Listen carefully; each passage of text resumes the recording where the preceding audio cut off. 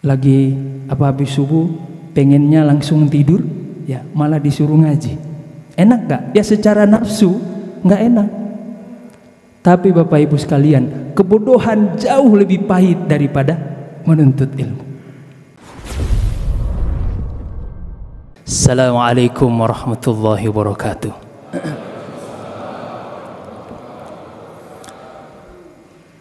Alhamdulillah, alhamdulillahi rabbil alamin, hamdan syakirin, hamdan na'imin, hamdan yuwafi ni'amahu wa yukafi'u mazidah. Ya Rabbana lakal hamdu kama yanbaghi lil jalali wajhikal karim wa li azimi sultanik. Allahumma salli wa sallim ala habibina wa syafi'ina wa maulana Muhammad wa ala alihi wa ashabihi ajma'in, amma ba'd.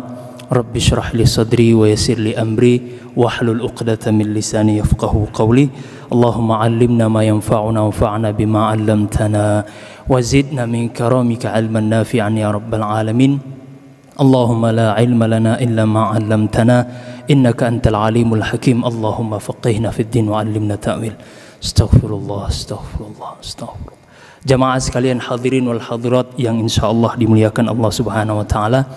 Alhamdulillah, kita bersyukur kepada Allah Subhanahu wa taala di pagi yang penuh dengan keberkahan ini. Allah masih memberikan kita begitu banyak nikmat. Begitu banyak nikmat Bapak Ibu sekalian. Nikmat kesehatan, nikmat kekuatan, dan yang paling penting dan yang paling wajib untuk kita syukuri adalah ketika Allah masih memberikan kita kesempatan untuk beribadah kepada Allah Subhanahu wa taala. Hari ini kan Bapak Ibu sekalian, kita seringkali membatasi nikmat Allah itu hanya soal dunia. Memang betul salah satu di antara nikmat Allah adalah dunia. Rezeki, ya, kelancaran urusan, termasuk jabatan. Itu semua merupakan nikmat Allah yang juga wajib untuk kita syukuri. Tapi jangan kita membatasi Bapak Ibu sekalian bahwa nikmat itu hanya soal dunia. Kalau Allah berikan kita dunia baru kita bersyukur kepada Allah, ini keliru. Padahal Bapak Ibu sekalian, nikmat Allah itu bertingkat-tingkat. Nikmat yang paling dasar, yang paling rendah justru adalah nikmat dunia, yang hari ini kerap kali kita jadikan sebagai standar sosial.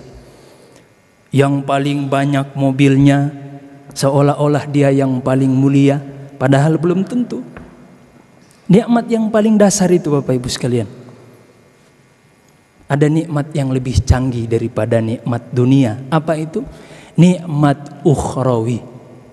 Ini level yang kedua daripada tingkatan nikmat yang lebih wajib lagi untuk kita syukuri. Nikmat ukhrawi. Apa nikmat ini Bapak Ibu sekalian? Ketika orientasi hidup kita mulai berubah, yang hari ini kita kenal dengan istilah hijrah. Kita mulai sadar, kok hidup ini lama-lama bosan, ya? Kok rasa-rasanya jauh dari Allah.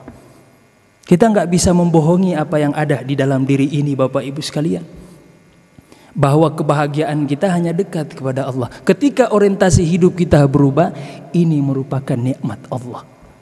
Yang tadinya hidup kita hanya soal dunia saja, ya, berubah, pengen dekat kepada Allah, ya, mempersiapkan bekal berupa pahala. Orientasi ibadah adalah supaya dapat pahala, supaya bisa masuk surga. Termasuk Bapak Ibu sekalian yang kita lakukan di pagi hari ini, yaitu setelah sholat subuh berjamaah, kemudian kita ikutkan dengan kajian. Jadi salah satu di antara sunnah Nabi SAW yang beliau ajarkan kepada kita, yang sering kali kita luput adalah apa? Bersyukur kepada Allah selepas kita beribadah kepada Allah. Minimal mengucapkan alhamdulillah. Jadi Bapak Ibu sekalian, selepas salam jangan dulu istighfar. Assalamualaikum warahmatullah, assalamualaikum warahmatullah. Pertama kali kalimat yang harus kita ucapkan adalah alhamdulillah. Kenapa kita harus bersyukur kepada Allah dengan mengucapkan alhamdulillah? Karena Allah masih memberikan kita kesempatan untuk sujud kepada Allah, yang bisa saja bagi Allah untuk tidak memberikan kita kesempatan, ya. Karena soal ibadah Bapak Ibu sekalian bukan soal fisik. Karena kalau seandainya soal fisik, Seharusnya anak muda yang lebih banyak di soft yang pertama ini kita lihat. Anak muda semua, alhamdulillah. Kalau seandainya ibadah kepada Allah soal harta, seharusnya dulu RCTI itu nggak buat film tukang bubur naik haji. Justru itu membuktikan Bapak Ibu sekalian bahwa soal ibadah adalah siapa yang Allah cinta, siapa yang Allah sayang, itulah yang Allah berikan kesempatan untuk beribadah kepada Allah. Maka ketika jamaah sekalian kita masih diberikan kesempatan oleh Allah untuk beribadah kepadanya, jangan lupa untuk kita syukuri, minimal dengan mengucapkan alhamdulillah. Dan nikmat yang paling tinggi yang hari ini mungkin kita anggap buang-buang waktu apa itu? Ngaji. Berapa banyak di antara kita ya yang belum menyadari ternyata ada nikmat yang lebih spesial yang hanya Allah berikan kepada orang-orang yang Allah cintai. Kalau level yang pertama tadi nikmat dunia, semua hamba Allah kasih, baik yang beriman kepadanya maupun yang tidak beriman kepadanya, Allah kasih. Di antara bentuk kasih sayang Allah, di antara bentuk penegasan Allah bahwa aku ini adalah Tuhan yang maha kuasa, termasuk di antara kekuasaan Allah adalah memberikan rezeki kepada semua hambanya, baik yang beriman kepadanya maupun yang tidak beriman kepadanya.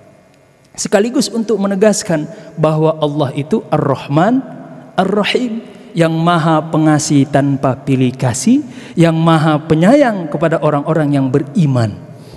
Allah kasih. Yang kedua, Allah berikan kepada orang-orang mukmin. Dan yang terakhir, ini khusus hanya Allah berikan kepada yang Allah cinta. Apa itu? Ngaji. Ketika kita diberikan kesempatan oleh Allah untuk mengenal Allah. Dan apa yang Bapak Ibu sekalian lakukan di pagi hari ini, selesai sholat subuh kemudian kita duduk sejenak untuk ngaji, merupakan nikmat yang paling tinggi yang hanya Allah berikan kepada hamba-hamba yang Allah cinta. Makanya harus lebih kita syukuri, alhamdulillah. Salawat serta salam tak lupa pula kita kirimkan kepada baginda tercinta Sayyidina Muhammad sallallahu alaihi wasallam. Allahumma salli wa sallim alaihi. Bapak Ibu sekalian, kalau nama Nabi disebut, jangan lupa bersolawat kepada beliau. Minimal Allahumma salli ala Sayyidina Muhammad. Karena orang yang paling pelit, kata baginda Nabi, kita ini hari ini udah pelit harta, pelit juga bersolawat kepada baginda Nabi. Ya. Jadi kalau nama Nabi disebut, jangan lupa untuk bersolawat kepada beliau. Allahumma salli ala Sayyidina Muhammad. Semoga solawat yang kita kirimkan kepada beliau bisa tersampaikan. Dan kita berharap semoga beliau membalas solawat kita semuanya dengan syafaat. Amin ya rabbal alamin. Bapak Ibu sekalian, jamaah hadirin wal hadirat yang dimuliakan oleh Allah Subhanahu wa taala, insya Allah kajian subuh kita pada kesempatan hari ini temanya adalah pentingnya menyempurnakan syariat secara lahir batin. Baik. Hadirin sekalian yang dimuliakan Allah Subhanahu wa taala, di dalam Al-Qur'an ada satu ayat yang menarik. Apa itu? Di dalam Al-Qur'an surat Al-Baqarah ayat 208. Kata Allah Subhanahu wa taala, A'udzubillahi minasyaitonir rajim. Bismillahirrahmanirrahim. Ya ayyuhalladzina amanu dkhulu fis-silmi kaffah wa la tattabi'u khutuwatis syaitan innahu lakum aduwwum mubin. Artinya, kata Allah Subhanahu wa taala, hei orang-orang yang beriman. Ya Allah lagi manggil kita semua nih. Hei orang-orang yang beriman, masuk Islamlah kalian secara kafah. Masuk Islamlah kalian secara utuh, secara sempurna. Dan janganlah kalian mengikuti langkah-langkah syaitan, karena sesungguhnya syaitan itu adalah musuh yang nyata bagimu. Ayat ini menarik Bapak Ibu sekalian. Terutama perintah Allah, di mana Allah memerintahkan kita untuk masuk Islam secara kafah. Udkhulu fis-silmi kafah. Sebelum kita menjelaskan tentang tema kita hari ini, emang seberapa penting kita harus mengamalkan syariat itu lahir batin? Ada yang bisa bantu jawab dari bapak-bapak?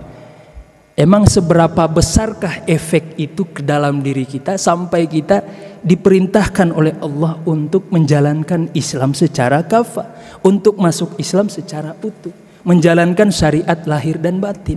Sebelum kita menjawab itu, ini memang saya request khusus ya, minta khusus dari DKM untuk menyiapkan papan tulis, karena kita hari ini ngaji ya, jadi ngaji harus ada coret-coretnya. Baik Bapak Ibu sekalian,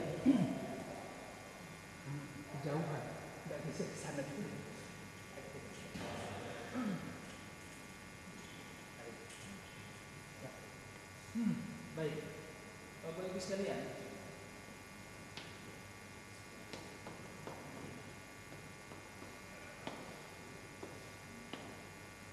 setiap kali habis sholat, sering gak kita berdoa kepada Allah dengan doa Rabbana atina fid dunya hasanah wa fil akhirati hasanah wa qina adzabannar? Sering gak? Sering ya? Ya, karena bahkan saking seringnya kita nggak tahu artinya apa. Pokoknya Rabbana atina fid dunya, yang penting udah doa. Ya. Ternyata Bapak Ibu sekalian, doa ini penting untuk kita maknai, untuk kita tadabburi maknanya. Kenapa? Karena ada kaitannya dengan, ada hubungannya dengan ayat ini. Baik. Hubungannya apa? Sebelum kita menyebutkan korelasi atau hubungannya, kita terjemahkan dulu doa ini. Apa terjemahan dari doa ini? Rabbana atina fid dunya hasanah wa fil akhirati hasanatan wa qina adzabannar. Kita minta kepada Allah, ya Allah, ya Tuhan kami, anugerahkanlah kepada kami hidup yang bahagia. Ya, kehidupan yang bahagia baik di dunia maupun di akhirat. Kurang lebih terjemahannya seperti itu. Semua kita sepakat kebahagiaan akhirat itu apa? Wah, kalau bapak-bapak, bidadari ya, surga ya. Tidak ada kebahagiaan yang paling tinggi di surga, di kebahagiaan yang Allah berikan kepada hamba, melainkan kebahagiaan surga, yaitu kebahagiaan akhirat ya. Kita sepakat kebahagiaan akhirat itu adalah surga ya, dengan segala tingkatannya. Nggak ada lagi kebahagiaan yang paling tinggi melainkan surga. Makanya kita diminta oleh baginda Nabi, diperintahkan oleh baginda Nabi untuk berdoa. Jangan lupa minta kebahagiaan akhirat, jangan melulu minta kebahagiaan dunia. Minta kebahagiaan akhirat, karena kebahagiaan tertinggi yang Allah berikan kepada seorang hamba adalah ketika hamba tersebut masuk surga. Kenapa? Karena surga itu kan adalah manifestasi daripada ridho Allah. Kan kita sering minta tuh, apalagi khusus di bulan suci Ramadan ya. Allahumma inna nas'aluka ridhoka wal jannah wa na'udzubika min sakhatika wan nar. Kebahagiaan akhirat adalah ketika Allah Subhanahu wa taala membebaskan kita dari siksa neraka. Tapi kata para ulama kita, ketika mereka membaca doa ini, mereka menyebutkan syarat untuk mendapatkan kebahagiaan akhirat itu kita kudu bahagia di dunia dulu. Nah, sekarang coba kita tanya, bapak-bapak udah bahagia di sini? Ya, jujur aja. Ya. Kebahagiaan dunia, ya. Kata para ulama kita, untuk mendapatkan kebahagiaan akhirat, kita harus bahagia dulu di dunia ini. Masalahnya, ya, hari ini kita belum bisa menerjemahkan sebenarnya kebahagiaan dunia itu apa. Bahkan kalau saya tanya, mungkin hampir setiap kita punya definisi sendiri tentang kebahagiaan dunia. Ya. Padahal Bapak Ibu sekalian, kita kebanyakan di antara kita menerjemahkan kebahagiaan dunia itu dengan kesenangan. Ya. Padahal antara kesenangan dengan kebahagiaan itu dua hal yang berbeda. Ya.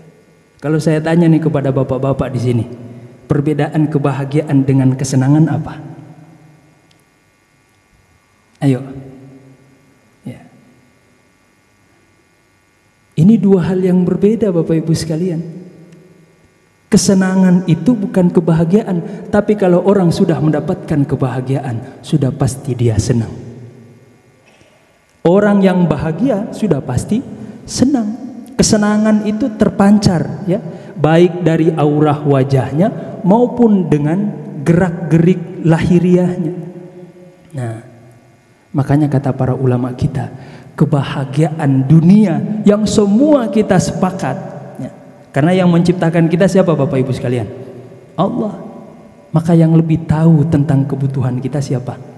Allah. Yang paling tahu ya tentang kebahagiaan manusia, manusia itu bisa bahagia dengan apa? Allah yang tahu ya. Maka kebahagiaan dunia itu ketika Allah memberikan kita dua. Apa? Memberikan kita dua. Yang pertama, ketika Allah memberikan kita ilmu.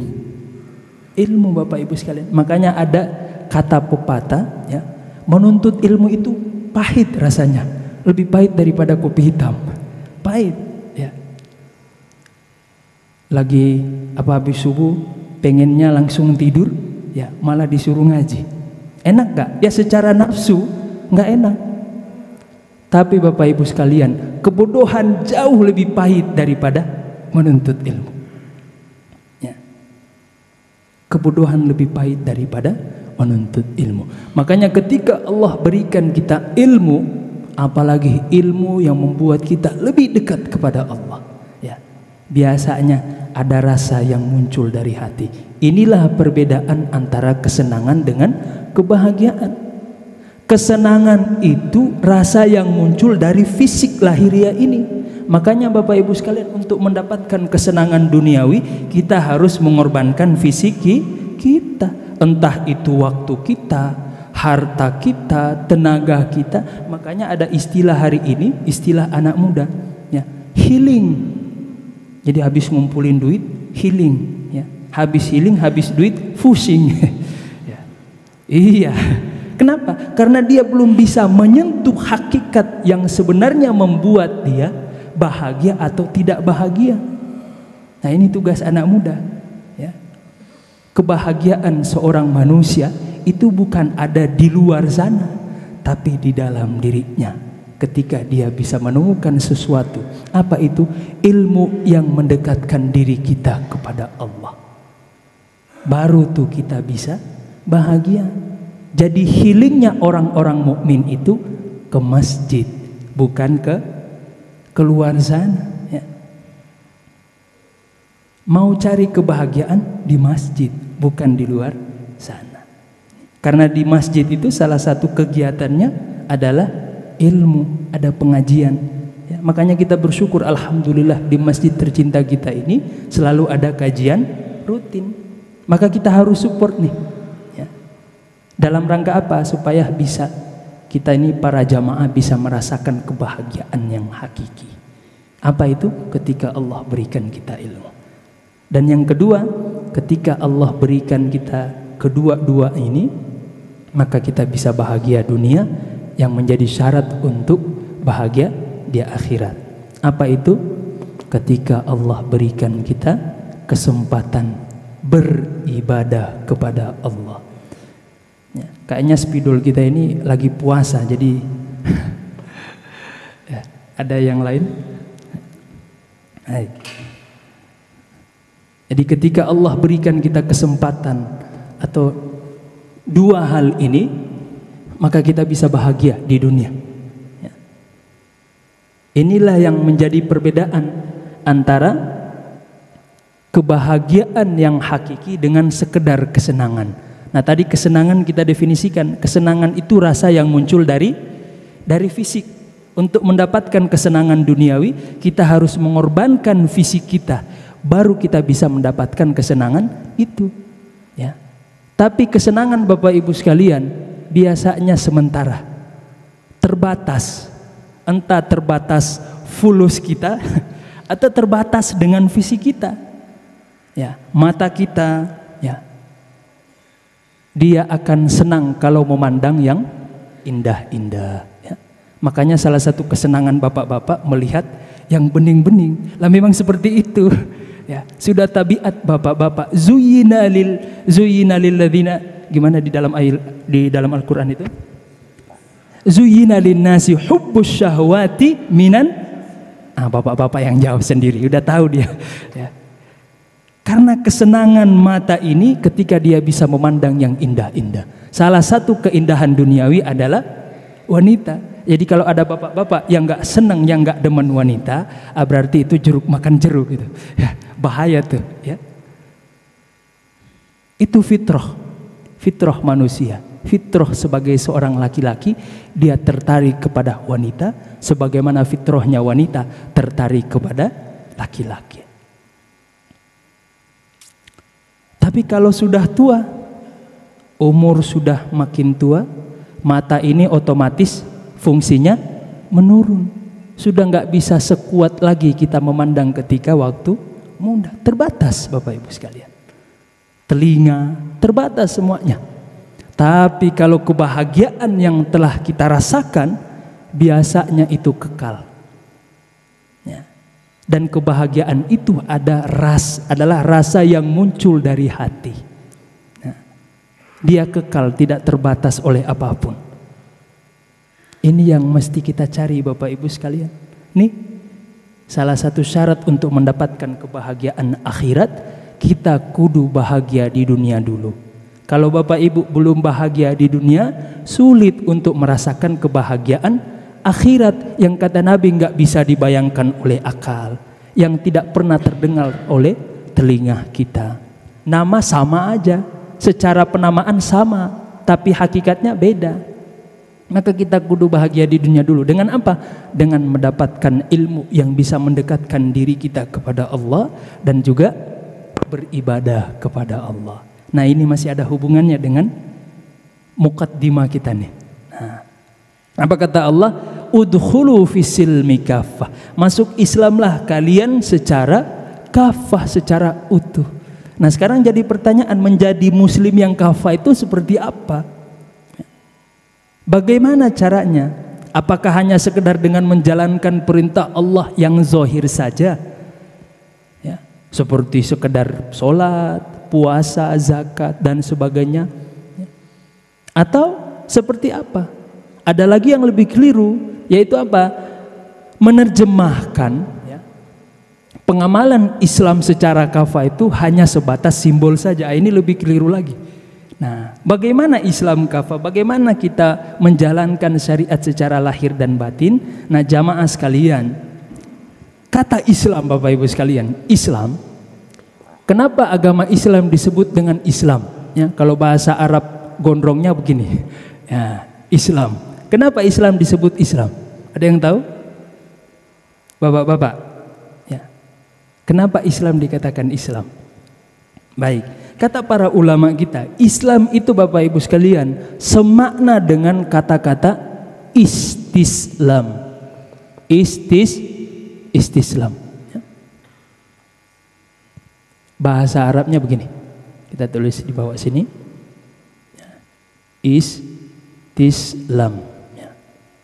Artinya apa istislam? Kata para ulama kita, istislam itu mengandung 3 makna. Yang pertama, ini dicatat ini ya, yang pertama adalah tunduk. Maka seorang muslim dia harus tunduk kepada Allah, tunduk kepada aturan Allah. Katanya muslim tapi nggak patuh. Ya. Kita kalau jadi pegawai Bapak Ibu sekalian, ya, pegawai yang nggak patuh kepada atasan, biasanya hanya seminggu itu kerja. Ya. Besoknya apa? Ya, bukan resign, dia yang dikeluarkan. Kenapa? Karena nggak patuh kepada atasan. Ya. Katanya seorang muslim tapi tidak tunduk kepada aturan Allah. Maka seorang muslim itu harus tunduk kepada aturan Allah. Yang kedua, patuh.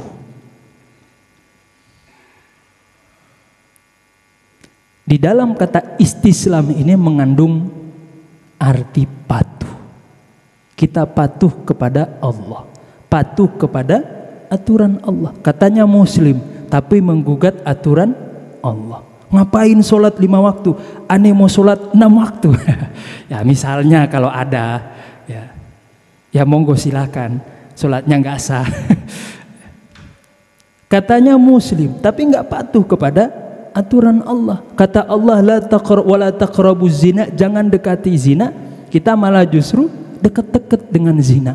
Berarti belum sempurna ya kemusliman kita sebagai seorang muslim, keislaman kita sebagai seorang muslim, karena belum patuh kepada Allah. Dan yang terakhir, selain bermakna tunduk patuh, ini yang paling penting. Apa itu? Pasrah, berserah diri. Karakter seorang muslim adalah dia pasrah, berserah diri. Terhadap apa? Terhadap aturan, ketetapan, dan takdir Allah. Ya. Katanya muslim, ya. Tapi banyak mengkritik takdir Allah. Ya Allah, ngapain engkau miskinkan hamba ya Allah? Ya. Berarti belum sempurna keislaman kita. Karena seorang muslim yang kafah, yang menjalankan syariat secara lahir batin, dia harus pasrah. Dia harus berserah diri kepada siapa? Kepada Allah. Dicatat Bapak Ibu sekalian. Nah, jadi setidaknya kita bukan muslim yang awam-awam banget. Ketika ditanya apa itu Islam, kita bisa jawab nih, Islam itu seperti itu. Baik. Sampai di sini paham Bapak Ibu sekalian? Ini materi kita masih banyak. Waktu sisa berapa nih? Masih panjang. Ya udah, kita gaspol sampai zuhur dah. Baik. Islam itu diambil dari kata istislam dengan makna yang seperti itu. Makanya Bapak Ibu sekalian, di antara sunnah Nabi Shallallahu Alaihi Wasallam yang beliau ajarkan kepada kita untuk membaca doa, membaca zikir pagi dan petang. Apa itu? Raditu billahi robba wa bil islami dina wa bi Muhammadin nabiyya wa rasula. Jangan lupa baca. Kita hari ini menganggap kadang apa ya? Menganggap doa itu kayaknya biasa-biasa saja. Padahal Bapak Ibu sekalian, doa itu adalah tarbiyah untuk diri kita. Cara Allah mendidik jiwa kita, ruhani kita untuk senantiasa dekat kepada Allah, untuk senantiasa terikat, terpaut kepada Allah. Makanya kita diajarkan oleh Nabi itu doa raditu billahi robba. Ya Allah, aku ridho kepadamu sebagai Tuhanku. Dan salah satu konsekuensi ridho kita kepada Allah sebagai Tuhan, kita harus ridho kepada ketetapan dan takdir Allah. Ini kenapa nurun sendiri nih? Oh, baik, kita harus ridho kepada takdir Allah, ya. Baik itu yang kita anggap baik maupun yang kita anggap belum baik, harus kita ridho kepada Allah. Makanya sering-sering kita baca tuh doa ya, raditu billahi robba wa bil islami dina wa bi sayyidina Muhammadin nabiyya wa rasula. Cara kita mendidik jiwa kita untuk menjadi muslim yang kafah. Baik, Bapak Ibu sekalian dimuliakan Allah Subhanahu wa taala. Tapi perlu kita ingat bahwa ketika kita menjadi muslim yang kafah, ketika kita menjadi muslim yang utuh, menjalankan syariat secara lahir dan batin, manfaatnya itu tidak kembali kepada Allah. Justru manfaatnya itu kembali kepada siapa? Kepada kita. Sedangkan Allah tidak butuh dengan ketaatan dan ibadah kita, ya. Tapi jangan disalahpahami nih. Nanti kita akan jelaskan.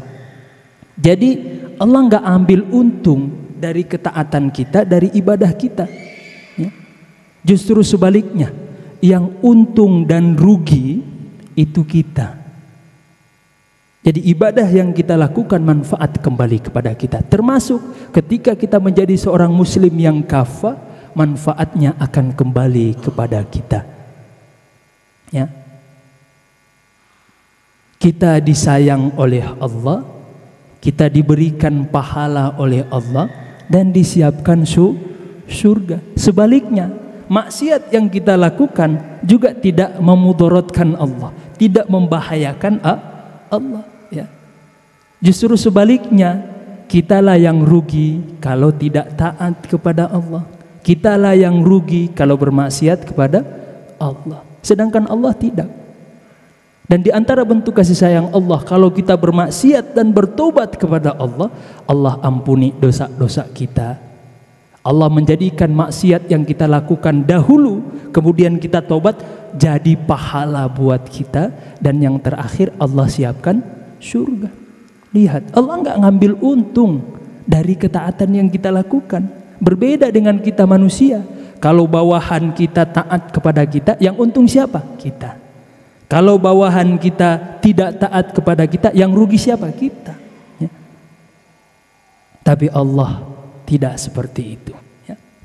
Karena Allah Subhanahu wa ta'ala adalah Tuhan yang ghaniyun 'anil alamin. Allah tidak butuh siapapun apapun untuk menegaskan bahwa Allah adalah Tuhan yang maha kuasa. Karena Allah itu salah satu sifatnya adalah qaimun binafsihi. Allah berdiri sendiri, tidak membutuhkan siapapun dan apapun. Berbeda dengan kita makhluk. Maka ibadah yang kita lakukan, termasuk pengamalan kita terhadap syariat secara lahir batin, manfaatnya kembali kepada kita, ya. Gak usah jauh-jauh kalau kita contohkan misalnya, ya. Kalau yang baru lewat kemarin puasa bulan suci Ramadan, ya. Ketika kita diperintahkan oleh Allah Subhanahu wa ta'ala untuk berpuasa, perintah Allah itu, ya, kepada kita berpuasa, manfaatnya kembali kepada siapa? Kepada kita. Selain puasa itu punya orientasi ukhrawi, di mana kalau kita menjalankan puasa Allah memberikan kita pahala, juga ternyata Bapak Ibu sekalian, puasa juga bermanfaat untuk kita secara duniawi. Secara kesehatan kita jadi lebih sehat. Juga termasuk katanya, ya, puasa itu bisa buat wajah kita lebih awet muda. Kalau kata anak-anak muda sekarang, good looking. Nah, tapi Bapak Ibu sekalian, sehebat-hebatnya orang good looking akan kalah dengan orang yang punya good rekening. Nah, ini yang jomblo-jomblo, jangan cuman wajah yang diperhatikan, karena wanita itu butuh kepastian, bukan ketampanan. Ya. Itu. Dan ketika Allah Subhanahu wa ta'ala melarang kita dari sesuatu misalnya, itu manfaatnya kembali kepada kita. Ternyata Bapak Ibu sekalian, di balik larangan Allah itu ternyata ada mara bahaya yang akan menimpa kita. Misalnya ketika Allah melarang kita untuk dekat-dekat dengan zina, ternyata Bapak Ibu sekalian, ya, na'udzubillahi min dzalik, hari ini makin tersingkap, ya, salah satu di antara dampak negatif daripada perbuatan zina, ya. Hari ini tersingkap banyak penyakit-penyakit yang muncul daripada zina, na'udzubillahi min dzalik, penyakit kotor, penyakit jorok, dan bahkan mematikan, yang sampai saat ini dokter bingung gimana cara ngobatinnya. Apa itu? Na'udzubillah, HIV, AIDS. Ini anak-anak muda, ya. Jadi ketika Allah melarang kita dari melakukan sesuatu, itu manfaatnya kembali kepada kita. Karena Allah tahu, Allah sayang kepada kita, dan Allah lebih tahu tentang diri kita ketimbang kita. Makanya Allah larang tuh, ya. Bukan karena Allah benci kita, justru karena Allah sayang. Sama seperti kita Bapak Ibu sekalian, kalau sudah jadi orang tua, ya, anak kita minta es krim misalnya, lagi musim hujan minta es krim, kita larang, ya. Anak kita jangan minum es krim. Apakah karena kita nggak sayang anak kita? Enggak, justru kita sayang, nggak mau anak kita sakit. Tapi itulah anak-anak, terbatas akalnya untuk memahami larangan orang tua. Sama seperti kita Bapak Ibu sekalian, yang masih sering menggugat, kenapa Allah melarang saya makan babi, ya, saya akan penasaran pengen makan, ya. Padahal Allah lebih tahu.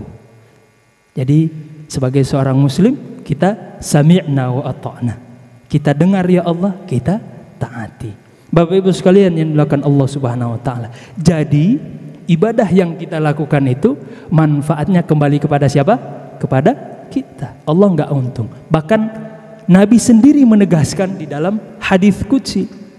Kata Allah Subhanahu wa taala di dalam hadis qudsi melalui lisan Nabi sallallahu alaihi wasallam, di mana Allah Subhanahu wa taala berfirman, "Ya ibadi, wahai hambaku, lau anna awwalakum wa akhirakum wa insakum wa jinnakum kanu ala atqa qalbi rajulin wahidin minkum ma zada dzalika fi mulki syai'a." Kata Allah, wahai hamba-hambaku, sekiranya kalian dari kalangan manusia maupun dari kalangan jin, dari makhluk yang pertama kali Allah ciptakan sampai makhluk yang terakhir Allah ciptakan, semua kalian bersepakat untuk beribadah kepadaku, menjadi hamba yang paling bertakwa kepadaku, mazada dzalika fi mulki syai'a.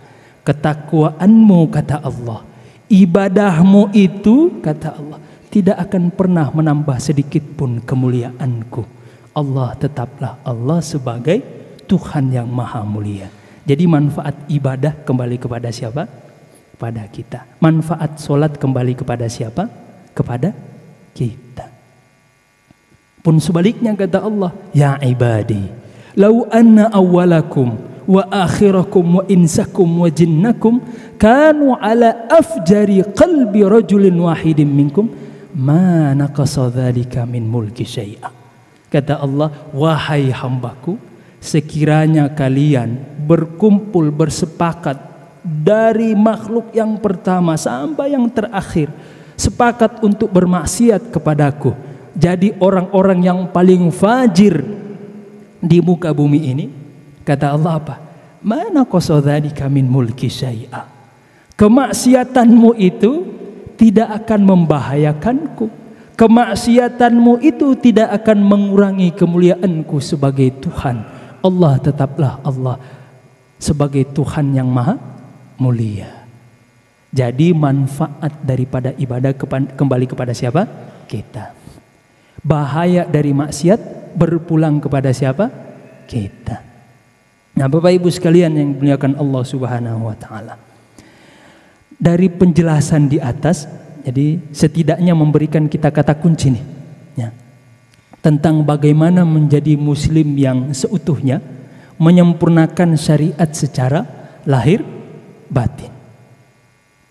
Bahkan Nabi SAW ya, di dalam hadis yang sahih, yang terkenal, saking terkenalnya hadis ini, para ulama kita menyebutkan hadis ini sebagai hadis Jibril. Hadis apa?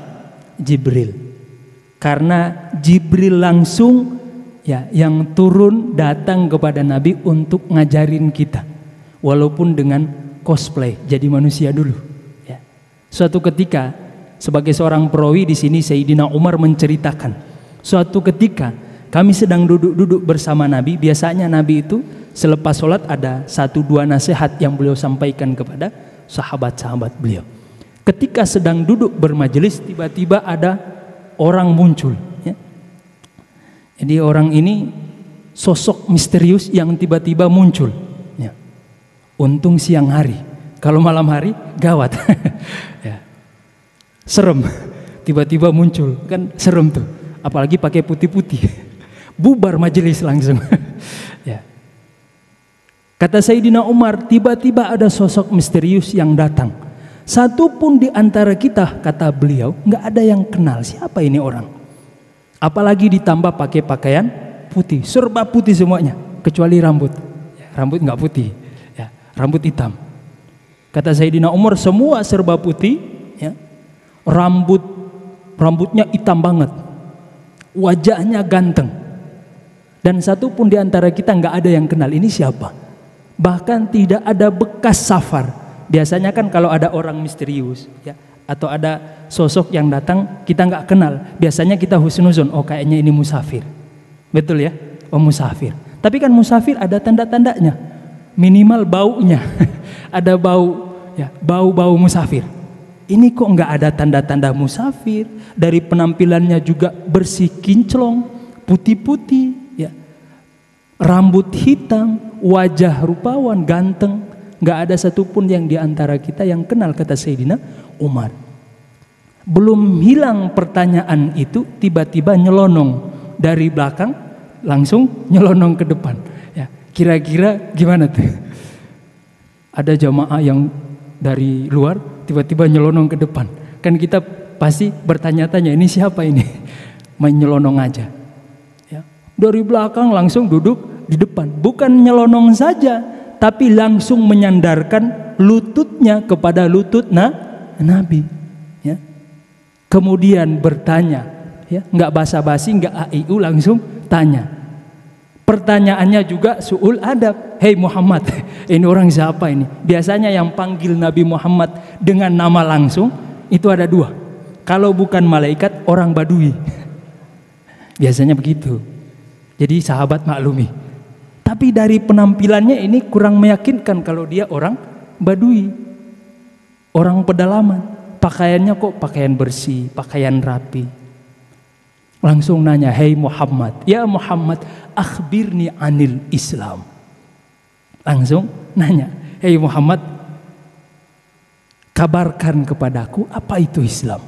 Dijawab sama Nabi, qala sallallahu alaihi wasallam, al-islamu an tashhada an la ilaha illallah wa anna Muhammadan Rasulullah wa tuqimus shalah wa tu'tiyaz zakah wa tasumu Ramadan wa ta'ujjul baita in istata'ta ilaihi sabila.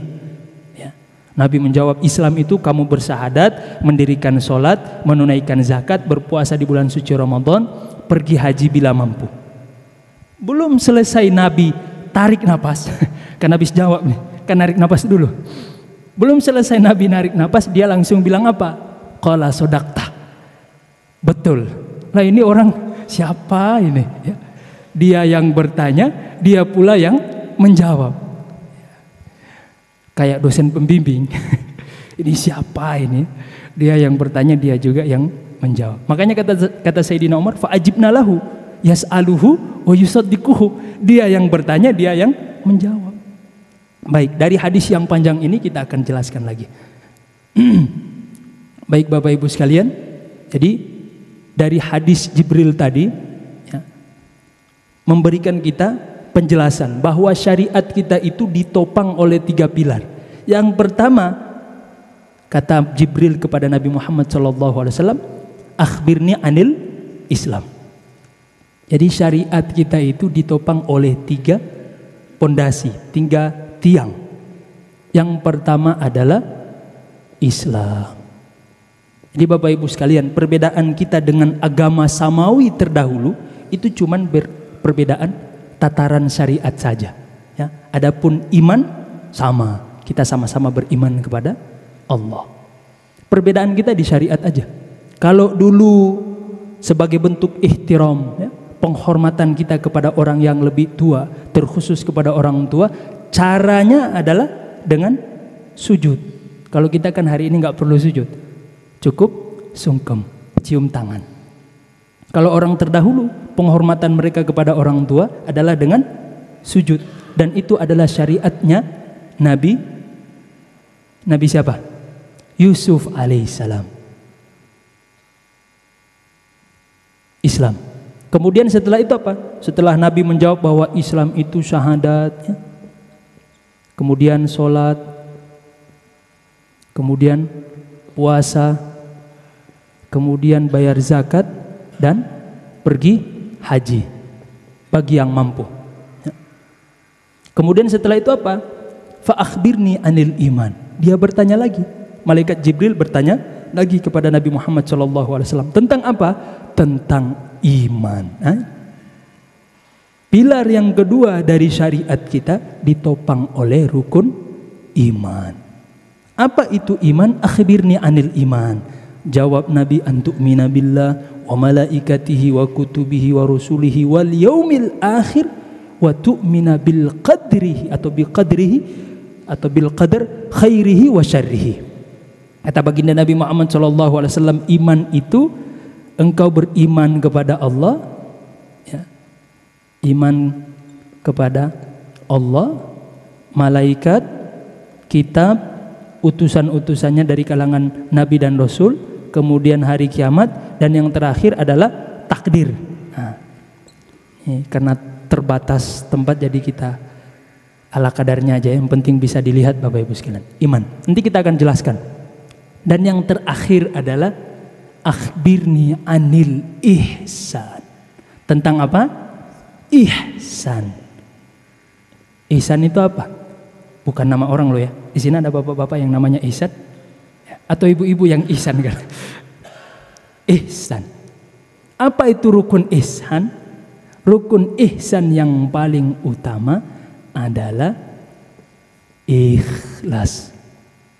Yang dimana kata Nabi Muhammad SAW, anta'budallaha ka'annaka tarah, fa illam takun tarahu fa innahu yarak. Sembahlah Allah seakan-akan loh ya, seakan-akan engkau melihatnya. Tapi kalau belum mampu seperti itu, dikondisikan saja bahwa kita yakin Allah senantiasa melihat kita.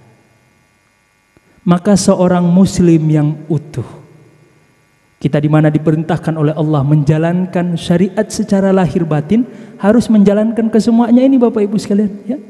Enggak boleh separuh-separuh, hanya Islam aja. Malah justru Bapak Ibu sekalian, ketika kita hanya menjalankan rukun Islam dan kita mengabaikan rukun iman, kita tidak beriman kepada Allah, sehebat-hebatnya solat kita Bapak Ibu sekalian, sehebat-hebatnya puasa kita, kalau kita tidak beriman kepada Allah, sia-sia ya, nggak dapat apa-apa ya.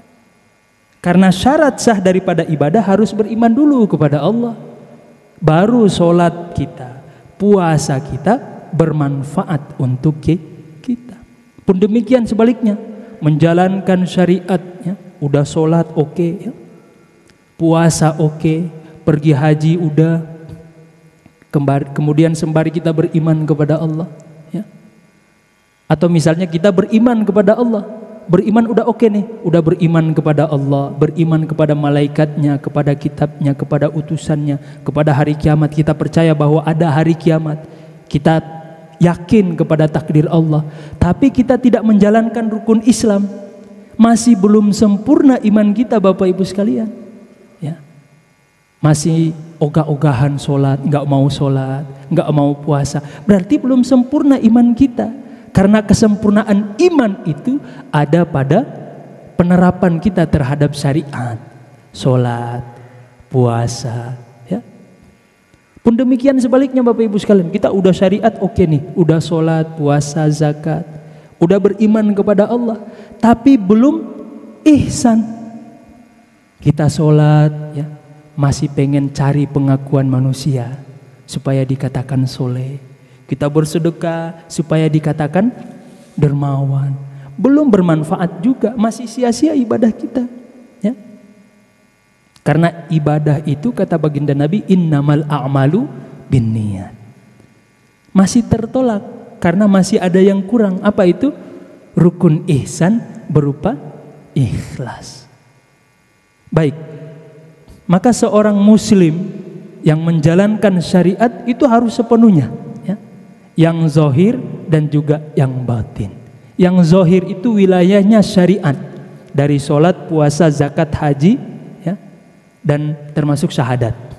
Wilayah batin daripada syariat itu mulai dari terhitung dari rukun iman dan juga rukun ihsan.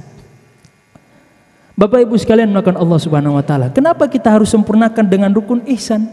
Nah, kita jelaskan lagi nih.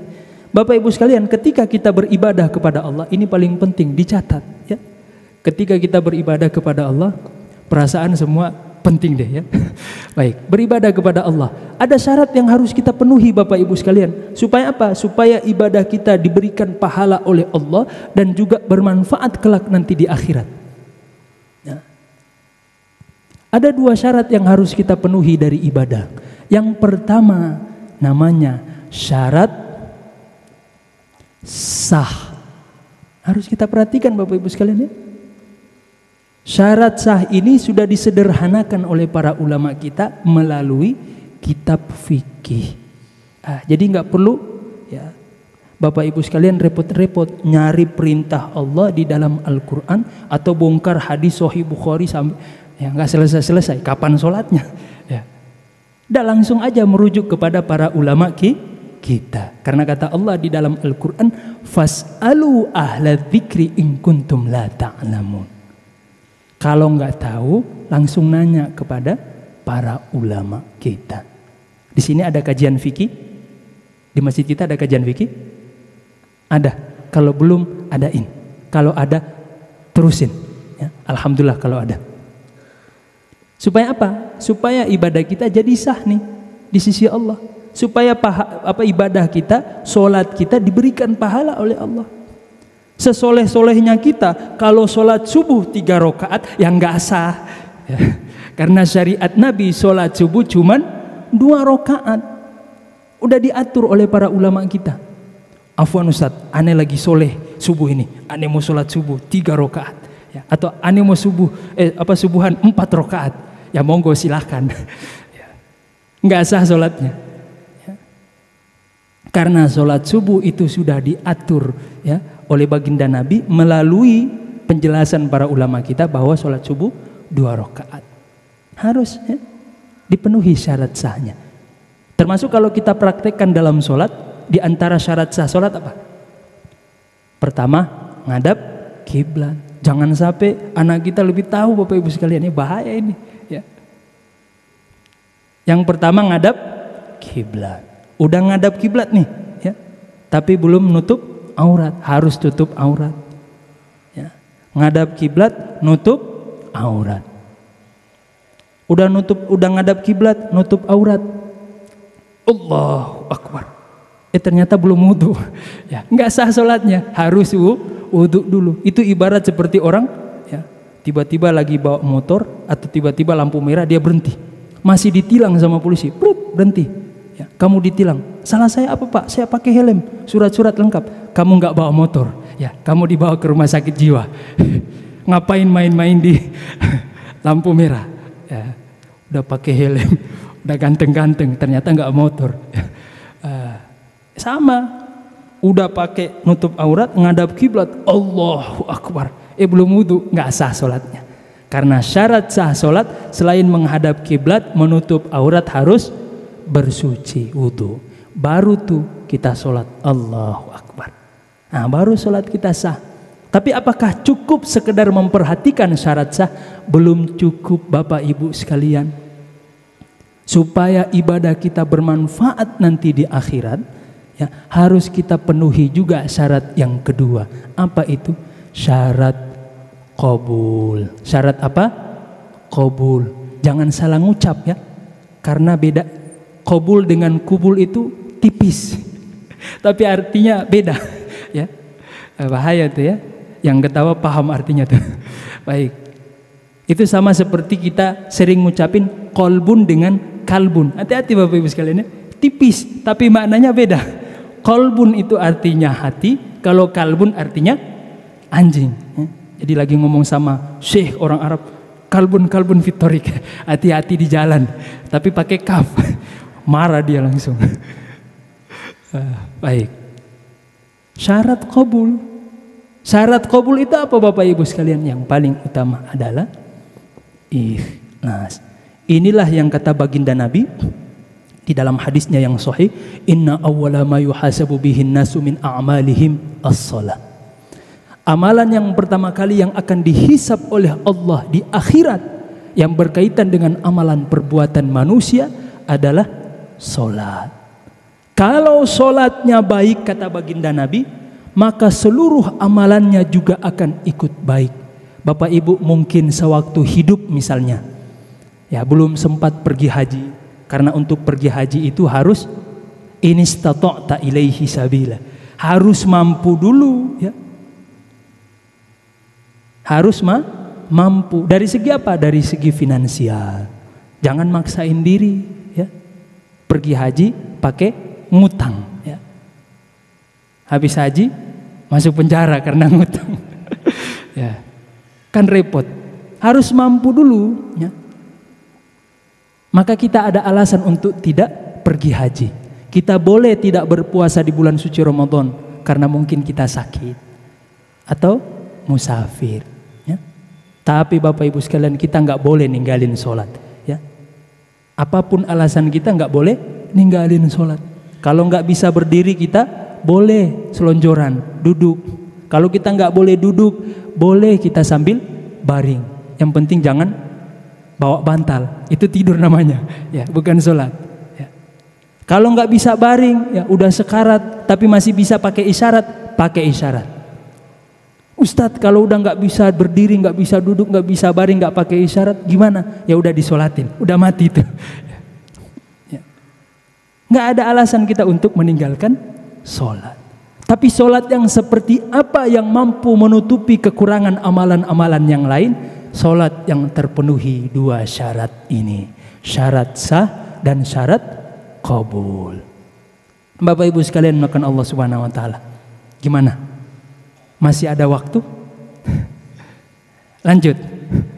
Masih 10 menit lagi. Baik. Saya mah tergantung jamaah. Kalau bilang lanjut, saya lanjut. Lanjut. Oke. Baik Bapak Ibu sekalian makan Allah Subhanahu Wa Taala. Ini ya.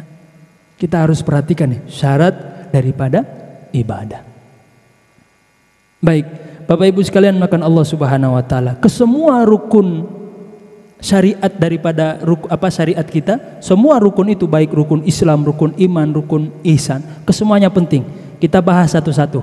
Rukun Islam, kesemua rukun Islam itu semuanya penting. Tapi yang paling penting Bapak Ibu sekalian ada pada sholat. Ya. Kenapa kita harus menjaga sholat? Itu tadi yang kita sebutkan. Karena amalan yang pertama kali yang akan dihisap oleh Allah adalah sholat kita. Bukan sedekah kita yang jor-joran itu. Bukan kita pernah bersedekah untuk bangun masjid itu, bukan. Yang pertama kali yang akan diperiksa oleh Allah sholat kita. Sholat ente udah bener belum? Sedekah oke, haji bolak-balik, tapi sholat sewaktu-waktu, ya. Maka belum sempurna ibadah kita. Maka perhatikan sholat kita Bapak Ibu sekalian. Karena sholat ini selain nanti yang akan menjadi penyempurna ibadah kita, juga sholat ini Bapak Ibu sekalian adalah koneksivitas kita, ya. Koneksi hubungan kita dengan Allah. Ya. Kenapa kita perlu menjaga hubungan dengan Allah? Ibarat seperti handphone Bapak Ibu sekalian. Semahal-mahalnya handphone Bapak Ibu, mau pakai iPhone yang berapa sekarang? Kalau ada iPhone yang 16 atau yang lebih dari itu, kalau nggak ada pulsanya, kalau nggak ada internetnya, ya udah jadi barang mati. Ya. Sama Bapak Ibu sekalian, manusia kalau nggak punya hubungan dengan Allah, kalau dia tidak terkoneksi dengan Allah, mohon maaf, ibarat seperti bangkai yang berjalan. Mohon maaf, hewan lebih mulia daripada kita kalau tidak punya hubungan dengan Allah. Hewan Bapak Ibu sekalian, sekotor-kotornya hewan, sehina-hinahnya, mohon maaf, anjing, babi, mereka masih berzikir kepada Allah. Mereka masih ingat Allah.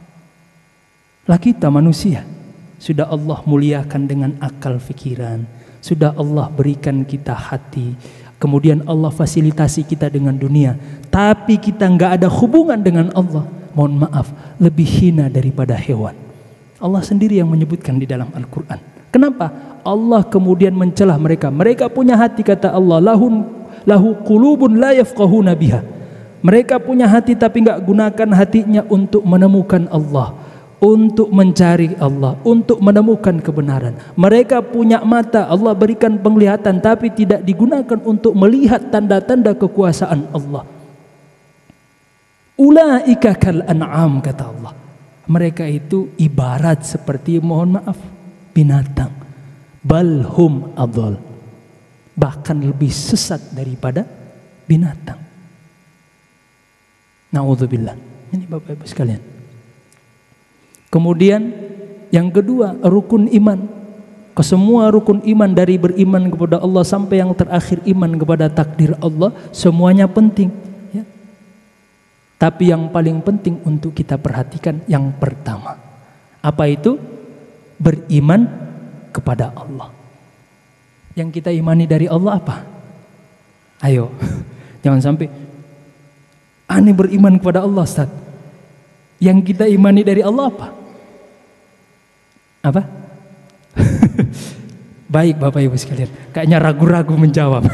Jangan ragu, yang penting kita yakin, ya, beriman kepada Allah. Ya, jangan sampai kita ragu. Baik, yang kita imani dari Allah, kata para ulama kita, iman kepada Allah itu ada 3.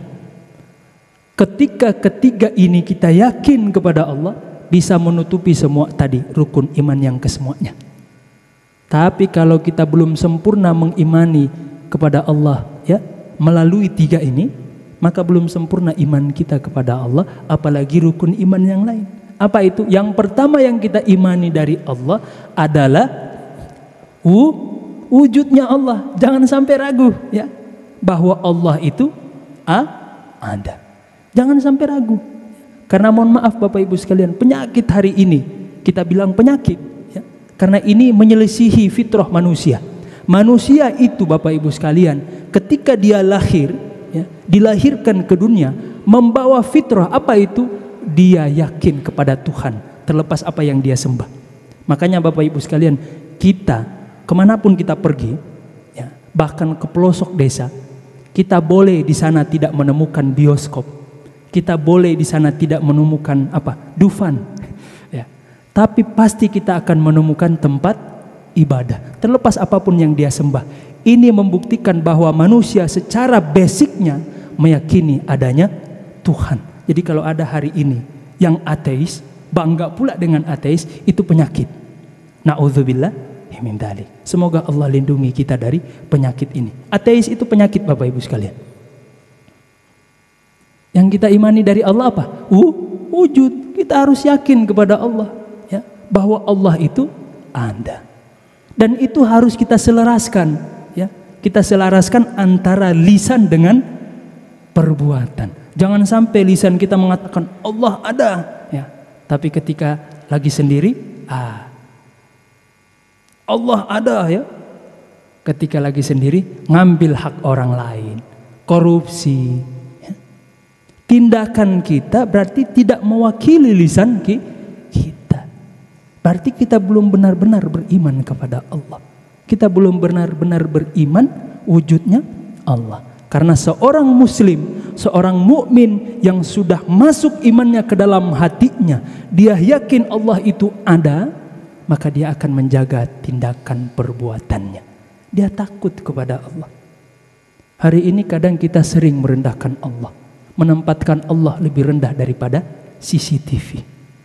Tanpa kita sadari, kita lebih takut kalau dilihat sama CCTV. Tapi kita lupa, ada CCTV yang tidak pernah tidur. CCTV sehebat-hebatnya CCTV masih bisa dimanipulasi, ya, masih bisa diedit. Tapi kalau CCTV-nya Allah, nggak ada yang bisa ngedit. Nih Bapak Ibu sekalian, maka pengamalan kita terhadap syariat bukan hanya sekedar lahiriah saja, tapi juga batin. Di antaranya kita harus yakin bahwa Allah itu ada. Yang kedua yang harus kita yakini dari Allah, yang kita